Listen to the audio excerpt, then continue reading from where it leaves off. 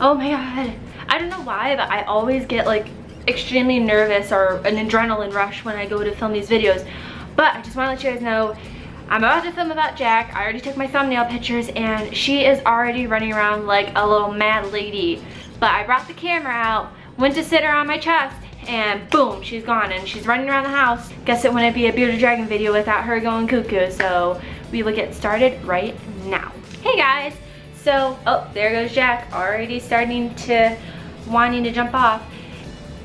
Alright, so I guess this is a perfect time to be telling you that we are going to be talking about how to handle your bearded dragon. And on cue, she is moving. She normally doesn't like to be held like this, but I'm actually really surprised. Oh, here we go. Here we go. Don't do it. Don't do it, please. If you're a new bearded dragon owner, the best way to pick up your bearded dragon is kind of under the belly type of scooping. She's sitting right here. The best way to pick them up is like so, under the belly.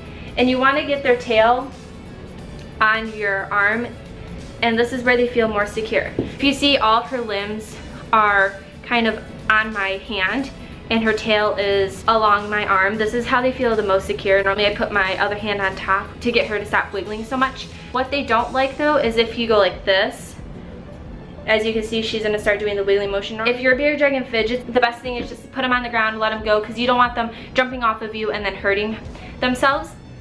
Her favorite position though is to be right on my chest like this. And she'll normally stay put, but we'll see. Like I said, I am filming a video and she does tend to act a little bit more crazier when I do pull up the camera. Most of the time too, if they're fidgeting, it's a good sign that they don't want to be held, they're not used to it. So if you just let them go and let their energy run out a little bit, and then you can try picking them up again later. It's just you don't want to force them to be held, otherwise they're just not going to like it. This might be obvious, but don't grab your bearded dragon by her little tail or any of their arms. It just could seriously hurt them. And then when you're first trying to get used to handling them and it makes you a little bit more nervous, the best way to practice it is on the ground. You don't want to be on the couch because they do tend to get excited, like as you can see she is, and they will jump, and you just don't want them falling off or jumping off the couch and hurting themselves. And plus too, like if you're handling them while you're on the ground and they do jump off of you or fall off of you, the chances of them getting hurt greatly decreases. When you do get comfortable and you start putting them on the couch, just always remember to keep an eye on them, because I don't know how many times where I thought like she was okay and I go and I look somewhere else and I hear a and I'm just like, oh no.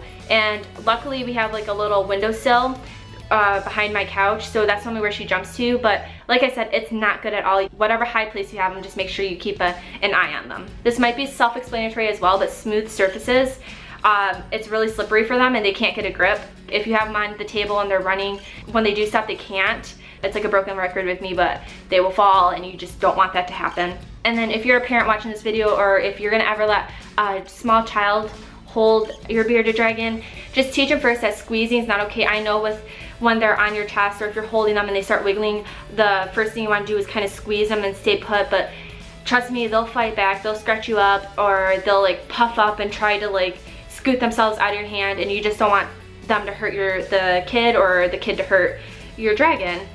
And then also read your dragon's body language. She doesn't really like kids, and I don't really blame her. They can be loud, they can just be like a lot more fidgety than what she is. She is very calm with adults. She'll let adults hold her and stuff. But with kids, some of them I'll see her mouth open and I'll hear like a slight hissing noise, and that's not good, and it's only with kids. And so if they do start acting stressed like that, just remove them. You don't want the child or the dragon to accidentally get hurt. I have a cousin, he's about, I think he's 12. I'm sorry that if you're watching this and I get it wrong, I'm so sorry. He was trying to grow like an afro, but it was kind of like, it was sticking out more everywhere, and he loves holding her. So he came over and he was like, can I hold her? I said, yeah. So I put her on my chest and I went over to him, because he's older, he's not small, so she's normally really good with like older kids.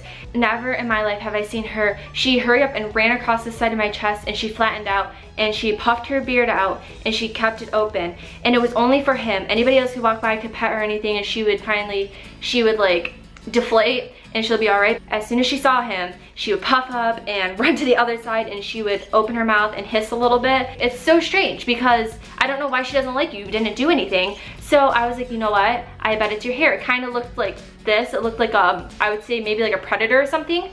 So I told him to go put on a hat that would hide his hair, and sure enough, as soon as he did, she was like, okay, yep, you're fine, you're not a predator. And I could place her on his chest and she would be completely fine. But as soon as he took off the beanie, she would just freak out. And it's just kind of funny that hairstyles could affect how they would react to somebody. Okay, so that goes into my next thing, that if your bearded dragon is new and they're not used to your hand motions or whatever, don't go and try to grab them above their head, because this kind of looks like a predator swooping down at them.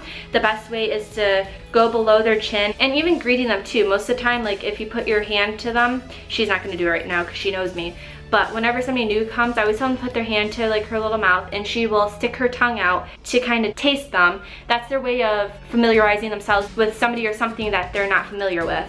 If you ever have to take your bearded dragon outside of the house on a car ride to go to the vet or something like that, the best place for them is a carrier. This is mine. I just got it at a pet store. There's different types, but this is the one that I like the most. I can put a blanket in there and she normally stays put. I know it seems a lot more fun to have them out on your lap. I'll see people put the hammock up on their windows. You don't want them jumping around while you're trying to drive. You don't want to get in a car accident with them and then have them slam and then die.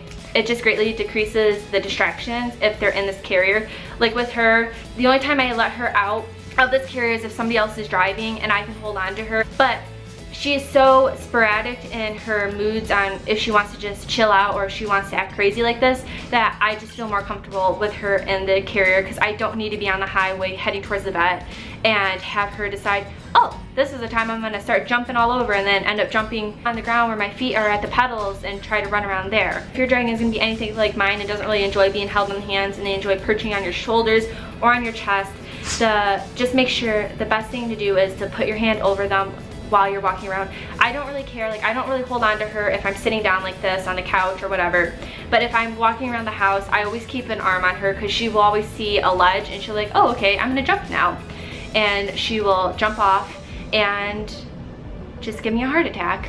And my vet taught me this one. If you have a baby bearded dragon and you're holding them and they start to fidget a lot, a good way to get them to calm down, besides just letting them off your hand, is sometimes if you cup your hand above them to kind of make like a hideout, it will make them feel more secure and they'll tend to calm down. My last advice for you is sometimes coaxing them with treats and food can get them to feel more comfortable in your hands. Like they'll associate your hand holding with a positive experience like getting treats, and that could also help them feel more comfortable. That is it for today's video. I hope there is at least one thing that you can take from this video that can help you. And as always, if you enjoyed this video, please give it a thumbs up. Also, if you have any advice for me, if you have anything to add on that I might have missed, or if you just want to say hey, leave a comment down below. And also, if you would just like to see more of me and my rambling, you can go ahead and just subscribe to me. And I will see you guys in my next video. Bye!